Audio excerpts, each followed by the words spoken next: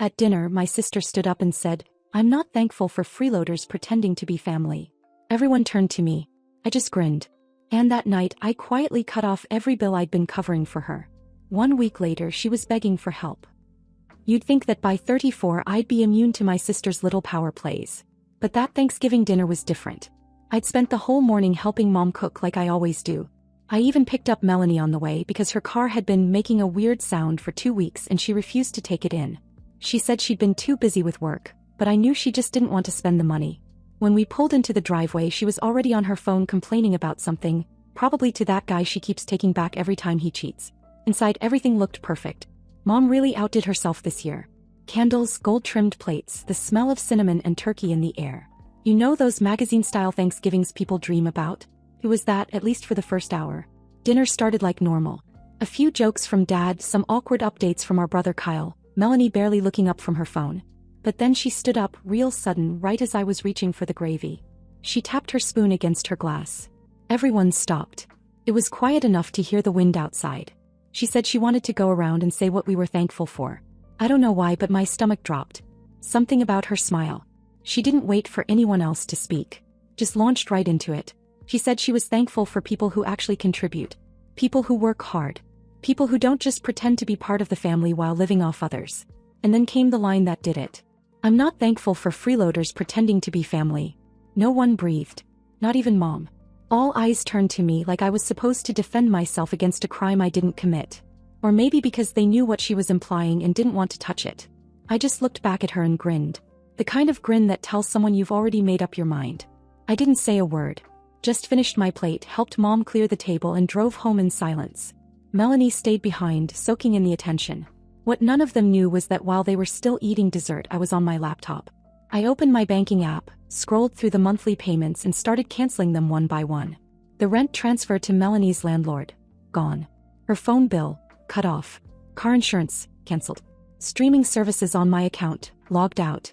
That student loan I'd co-signed for and had been secretly paying to help her get her life on track. Done. Even the Uber account she used under my name, logged out, password changed. It took less than 20 minutes to wipe away 3 years of enabling. I didn't send her a message. Didn't make a scene. I just stopped. Let her figure it out. I knew she wouldn't feel it right away. Melanie always lived in a bubble of denial. She never checked what was being paid as long as her phone worked and the lights stayed on. But when that bubble popped, it was going to be loud. And for once, I was going to let it be her problem. 3 days passed in total silence. Not a text, not a call, not even a sarcastic meme from Melanie. I'd been expecting fireworks by morning. Accusations, guilt trips, voice notes starting with, "W if is wrong with you." But instead I got radio silence. It made me wonder if she hadn't even noticed yet. That wouldn't surprise me. She never noticed how much I did. Not when I Venmo'd her landlord every first of the month. Not when her cracked iPhone magically got replaced. Not when her car insurance stayed active even though she hadn't made a payment in 6 months. She thought her life just floated. Like she was charmed or something. Day 4 though, that illusion shattered. The first message came early. I was still in bed scrolling. It was short. "Hey, my phone's off? Did something happen with the bill?" 10 minutes later came the second message, this time through Instagram. "Hey, this is getting weird. My apartment complex left a voicemail saying my rent hasn't come through yet. Can you double check the transfer?" Then silence for a few hours, followed by a voice note around lunch. He was trying to sound casual. Something about her Wi-Fi being down while she was trying to upload a project for her online business course. She mentioned that her Uber app wouldn't log in either and her Hulu wasn't working, and she was wondering if maybe there was some sort of issue on my end. I just sipped my coffee and moved on with my day. By dinner, the texts turned more frantic. Screenshots of failed login attempts. "Can you just explain what's going on?" Then one that made me laugh out loud. "Did you seriously cut me off? WTF is wrong with you?" No reply from me. By the next morning, I had 5 missed calls from her and 2 from Mom. I ignored them all. Then Kyle called. That one I picked up. He said Melanie had shown up at our parents' house in sweatpants and last night's makeup, carrying 2 duffel bags and looking like the world owed her an apology. She claimed someone had hacked her accounts, canceled her bills, and was trying to ruin her life. Kyle said Mom was spiraling, already suggesting I must be going through something, and we should all talk. I told him flat out, I wasn't going through anything. I was done. That night I sat down and wrote everything out. Not for them. For me. Every dollar since 2020. Every lie I believed. Every time I bailed her out while she said I was too uptight, or needed to relax. I didn't cry. I didn't even get angry. I just stared at the list and realized something. I'd been taking care of someone who wouldn't hold the door open for me if I was 2 steps behind. The next day I finally called Mom back. She didn't even say hello. "What's going on with your sister?" I told her. Flat. Every bill. Every fake crisis. Every time I paid instead of saying no. She was quiet for a long time. Then she said we didn't know. And that was the first time I realized how deep it went. They didn't know because they never asked. They didn't want to. As long as things looked calm, they assumed it was fine. I kept the peace and they let me. Well, not anymore. That weekend, Melanie posted a story with some dramatic quote about being betrayed by the people you trust most. I didn't respond. Neither did anyone else. She burned through what little savings she had in about 5 days. I knew she would. She was scrambling now, hopping between friends' apartments, posting not-so-subtle cries for help on social media, pretending it was all temporary. But for the first time it wasn't my problem. And for the first time I was starting to feel like my life, finally, was mine. Melanie didn't hit rock bottom all at once. She found it the way she lived, recklessly, loudly, and with zero awareness until it was too late. The first clue that things were really unraveling came when she showed up at one of her old friends' apartments without notice. Stayed 2 nights. Ate their food. Used their shampoo. Left a coffee mug with half-melted ice cream on the windowsill and vanished. The friend messaged me on Facebook. "I know you guys are close. Is she okay?" I stared at the message for a full minute before replying. "She's figuring things out. She'll be fine." I didn't offer to pick her up. Didn't ask where she went next. I logged off. It was getting easier to do that. To disconnect. The old me would have dropped everything, driven across the city and offered her my couch again. But the old me was gone. Something had clicked that night at Thanksgiving and it hadn't clicked back since. I started changing in other ways too. Slowly at first. I didn't tell anyone. I canceled the gym membership I never used and signed up at a smaller studio near my office. The kind of place with wooden floors and people who didn't wear makeup to sweat. On a whim I bought a pair of roller skates. I hadn't skated since college but I used to love it. Melanie once said I looked ridiculous in them so I'd stuffed them in a closet and forgot they existed. Now I skated down the park path by my apartment twice a week, headphones in, eyes ahead. Every time my phone buzzed with her name I let it go to voicemail. The voicemails got longer.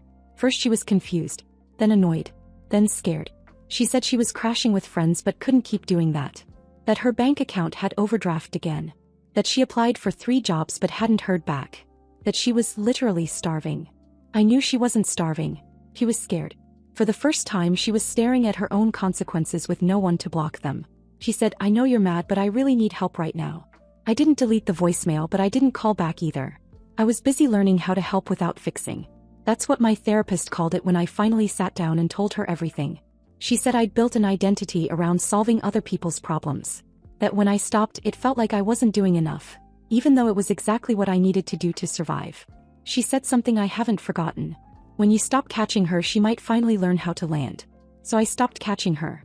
I watched her fall and I sat with the guilt and it faded. Because behind it was something else I hadn't felt in a long time. Relief. I stopped checking her social media. I muted the group chat with my family. I cleaned my apartment the way I liked it, with the music I liked and no one sitting on my couch complaining about how this place feels like a hotel. I had my space back. I had my time back. I was remembering things I used to enjoy. I signed up for a pottery class, started cooking instead of ordering in. I even blocked her number for a few days just to see how it felt. It felt like freedom. But I wasn't heartless. Just tired. And as tired as I was, I knew this was only the beginning, not just for me but for her. Because she was on her own now. And whether she liked it or not, the life she used to avoid, the growing up, the responsibility, the choices, was finally catching up. And this time there was no one left to blame. 2.5 weeks after I pulled the plug, I got the call I knew was coming. It was my mom. She didn't even try to hide the frustration in her voice. Said Melanie had shown up on their doorstep without warning, dragging a busted duffel bag and 3 shopping bags that clearly weren't hers. She hadn't showered. She hadn't called ahead. She just arrived as if the world owed her a soft landing. I asked, "Where's Dad?" "Sleeping," she said. "But not really. He's pretending to so he doesn't have to get involved." That sounded about right. He wanted to know what I thought they should do.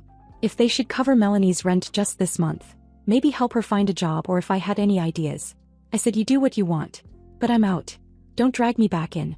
She was quiet for a second, then she said, "You really meant it, huh?" I told her I did. And I hung up. I could have left it at that but I didn't. A few days later I drove over. I didn't tell anyone I was coming. I just needed to see it for myself. What a version of Melanie looked like when the handouts stopped and the reality started to sink in. She was in the guest room, curled up under a blanket on top of the covers, scrolling through her phone like she was trying to will it to ring. She didn't even hear me come in. The room was a mess. 2 plates of half-eaten food on the dresser, a suitcase barely zipped, clothes spilling onto the floor. It smelled like cheap perfume and dry shampoo. I stood in the doorway for a while. Eventually she looked up. She didn't glare.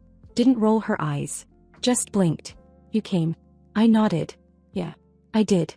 She sat up, rubbed her face, pulled her knees to her chest. She looked smaller than usual. Not physically, just quieter. Like something had been turned off inside her. She said, I didn't know how much you were actually doing. Not until everything stopped. I didn't say anything. I let her talk. She told me about losing her job, how they cut her hours because she was late too often, how she missed 2 shifts in a row when she couldn't get a ride, and how she hadn't even called in because she didn't want to deal with the drama. She talked about the friend who let her stay for a few nights, then ghosted her after Melanie left the place trashed. About the time she spent at the library using the Wi-Fi just to apply for jobs and how she never thought she'd be that person. She wasn't crying.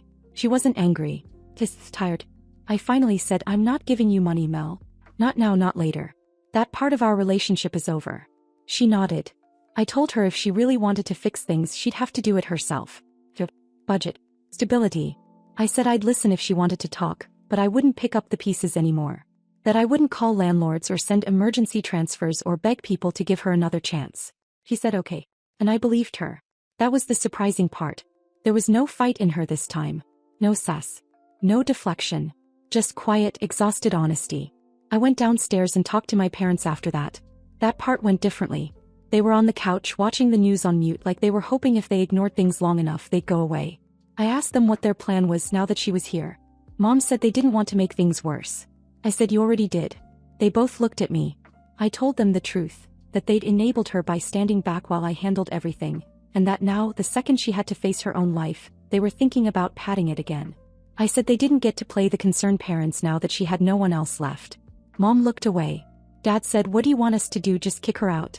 I said no. I want you to treat her like an adult. Give her rules. Give her a deadline. Make her contribute. And if she doesn't, then yeah, maybe you do tell her to leave. They didn't like that. But I wasn't there to make them feel better. I left that night feeling heavier than I expected. I didn't want revenge anymore. I didn't even want to be right. I just wanted peace. And maybe the hope that Melanie would finally grow up. Not for me, not for our parents, but for herself. And weirdly, I think she was starting to want that too. She had no one left to save her. But maybe that was the thing that would finally save her. By week 4, the transformation had started. Not loudly. Not with some dramatic gesture or tearful apology. But with Melanie taking the bus to a part-time job at a small coffee shop 15 minutes from our parents' house. It wasn't glamorous, and it definitely wasn't a comeback story anyone would write home about. But for her, it was the first real thing she'd done on her own in a long time. I didn't hear it from her. Kyle sent me a blurry photo, clearly snapped from across the street. She was behind the counter, hair tied up, name tag on, wiping down the espresso machine. Caption: guess who actually clocked in today? I stared at the photo longer than I meant to. I didn't feel proud. I didn't feel vindicated. What I felt was something else. A strange, quiet relief, like something inside me had been holding its breath for years and finally exhaled. She hadn't called. Hadn't asked for anything. I didn't call her either. Mom filled in some gaps. Said Melanie had been coming home tired, shoes in her hands, heels blistered, not saying much. She was making her own meals. Cheap pasta, frozen veggies, lots of canned tuna. Said she wasn't watching TV, just reading at night. Something about budgeting. Mom didn't know the title. I did. It was one of the books I gave her 2 years ago that she'd once used to prop up a broken table leg. He's different, Mom said one night over the phone. It's weird. I didn't answer. Because weird or not, it was happening. Then one Saturday afternoon I ran into her by accident. I was picking up groceries after the gym, hair still wet, earbuds in, half focused. I turned down the frozen aisle and there she was. Hoodie, name tag, basket full of frozen pizzas, face bare and pale but calm. We both froze. Then she blinked first. Hey. Her voice wasn't embarrassed. Just plain. Normal. Hey. We stood there like strangers for a second. Then I asked how she was doing. Still broke. Still working. Haven't missed a shift. There was something oddly steady about her when she said it. Like even though everything was fragile, she wasn't pretending anymore. No bragging. No guilt tripping. No manipulation in her tone. She told me she'd started setting alarms every morning so she didn't miss the bus. That she packed her lunch now and made instant coffee at home to save money. She said she downloaded a budgeting app, opened her own checking account and stopped going out, not just because she was broke but because she didn't want to be around the same people anymore. I didn't say much, just nodded and listened.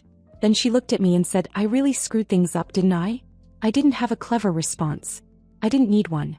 Yeah, but you're starting to fix it. She didn't cry. Neither did I. It was just quiet. And for the first time in years we talked like people, not like the fixer and the disaster. Just sisters. After that we exchanged texts occasionally. Nothing heavy, just updates. She sent me a photo of a meal she cooked. Something barely edible but homemade. I sent her a link to a free online course for certifications in customer service. She didn't ask for help. She just said thanks. The shift was subtle but huge. She was still living at our parents' house but she had rules now. My dad, of all people, finally stepped up and said she had 6 weeks to save and get out. Mom didn't argue. They weren't giving her cash or covering anything for her. She was paying for her own food, her phone plan, even doing her own laundry, which she'd never done without calling me in a panic over shrinking everything. And honestly, she was managing. Clumsily, slowly, but she was doing it. I went over for dinner one night, just to see how things were. Melanie opened the door, hair damp from a shower, in slippers and sweatpants. She looked tired but not miserable. You want tea or something? I blinked. It was the first time she'd offered me anything since we were kids. Sure, I said. Over dinner my parents made small talk. Melanie didn't interrupt once. When my mom brought up a new coworker who was annoying her, Melanie didn't roll her eyes or take over the conversation. She just listened. She was even the one who did the dishes without being asked. I stayed behind when the table was cleared. It was just the two of us in the kitchen. She leaned against the counter and said, I know I burned everything down. But, weirdly, I think I needed to. I just nodded. Then she said something I'll never forget. You always tried to save me. I thought you were controlling me.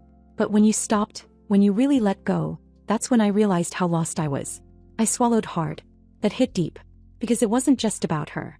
Letting go of her forced me to find myself again too. I told her I'm still here. Just not to fix everything. But I'm here. She smiled. Small, honest. The kind that actually felt real. That night driving home I realized we weren't back to what we used to be. And that was a good thing. Because now, whatever we were becoming, it was going to be built on truth. Not dependency. Not guilt. Not silent resentment. But something closer to what being sisters is supposed to feel like. By the end of the 6th week, Melanie had moved out of our parents' house and into a tiny studio apartment above a hardware store. It was old, the ceiling had water stains and the place smelled faintly like paint and dust. But it was hers. She paid for it with her own money, saved from tips and shifts she didn't skip, and she didn't ask anyone to help her move. Kyle helped her anyway. He said she only had 4 boxes, 2 trash bags of clothes, and a microwave she found on Craigslist for $15. She didn't tell me she'd moved. I found out through Mom, who casually mentioned it like it wasn't a big deal. I waited a few days before texting. So, you finally escaped. Melanie replied within minutes. Yeah. Landlord gave me a discount because I didn't ask dumb questions. It's ugly but quiet. Kind of perfect. A month ago she would have framed it as a sob story. This time it was a punchline. And I loved that. I visited the apartment 2 weeks later. She invited me over for tea and I was so curious to see it I didn't even hesitate. The building was exactly how she described. Old, a little crooked but solid. Her place was upstairs, one room with a futon in the corner, a folding table as a desk, and a candle burning on the windowsill that smelled like vanilla and determination. She handed me a mug chipped at the rim filled with oversteeped chamomile. Don't judge the presentation. I smirked. No judgment. We sat on the floor. No couch, no TV, just a speaker playing low music and the hum of traffic outside. She told me she'd been accepted into a 6-month online certification program. Said she'd saved enough to pay the first 2 installments herself, and she wanted to eventually work in project management or operations. Something boring but stable, in her words. She said she liked the feeling of being able to say no to things. No to toxic friends. No to weird men. No to overspending. And especially no to calling me in a panic. I told her I was proud of her. And I meant it. She looked down at her tea and said, you know, I don't miss who I was. But I really miss who we used to be. Before all the crap. I thought about that for a second. Then said maybe this is who we're supposed to be now. We sat there for a long time in that silence. The good kind. No tension. No weight. Just sisters finally on equal ground. It wasn't perfect. She still had bad days. I still had moments where I questioned whether I should have done more or less. Our parents still didn't talk about any of it. They kind of acted like everything magically fixed itself like they always do. But that no longer mattered. Because Melanie and I had something we hadn't had in years. Clarity. Not love built on guilt or obligation, but something real. She didn't need my money anymore. She didn't need saving. And I didn't need to be her safety net to be her sister. Now when we talk, it's about books, shows, the weird customers she gets, the meal she messed up but still ate. We joke, we vent, we hang up without awkwardness. The bond is there, not because she needs me but because she wants me around. That's what makes it different. That's what makes it finally feel like home. The big update. About 2 months after Melanie moved into her new place, I got a text from her out of nowhere that just said, "I have something to tell you. Don't freak out." I stared at it for a while, half expecting something dramatic. My brain went straight to the worst-case scenarios. She lost her job, she was moving again, she got back with one of her exes, or somehow managed to blow through all her savings in one night. I wrote back, "That message never leads to anything normal. Fill it." She asked if I could come over that night. Said it wasn't bad, just kind of big. When I got to her place, I knew right away something was different. There were new curtains in the window. A real table with 2 chairs. A potted plant on the floor. Alive, shockingly. She even had a second mug that didn't have a chip in it. She looked nervous. But also happy. We sat down and she took a deep breath. "So, I met someone." I blinked. My stomach tightened just slightly. Before I could ask, she rushed in. "Not like that. I mean, yeah, it's a guy, but he's not like the others. He's not even my type, like, at all. He works in IT. He wears khakis. But he listens. He's calm. He makes his own meals and reads before bed. And I didn't tell you because I didn't want it to mess anything up." I let that sink in. She wasn't glowing. She wasn't trying to impress me. She was grounded. I asked how they met. She said he came into the coffee shop 3 times before she even noticed him, always ordering the same thing, never talking much. Then one day she spilled a latte on the counter, cursed under her breath, and he laughed. Said it was the most honest customer interaction he'd had all week. They talked. Then they kept talking. "What's the surprise?" I asked. She got up, went to her tiny fridge and pulled out a piece of paper stuck with a magnet. It was a course registration confirmation. She'd signed up for night classes at the local community college. "I'm doing it," she said. "Officially. I start next month." She smiled, but not the old smug smile. This one had something behind it. I asked if this guy had anything to do with it. "A little," she said. "But mostly it's me. I finally want something more than just getting by." I sat there for a moment and realized something I hadn't let myself believe until that second. He was changing. Not pretending to. Not performing it for attention. Actually, quietly, steadily, becoming someone new. And this time the surprise wasn't a disaster I had to clean up. It was something good. Something hers.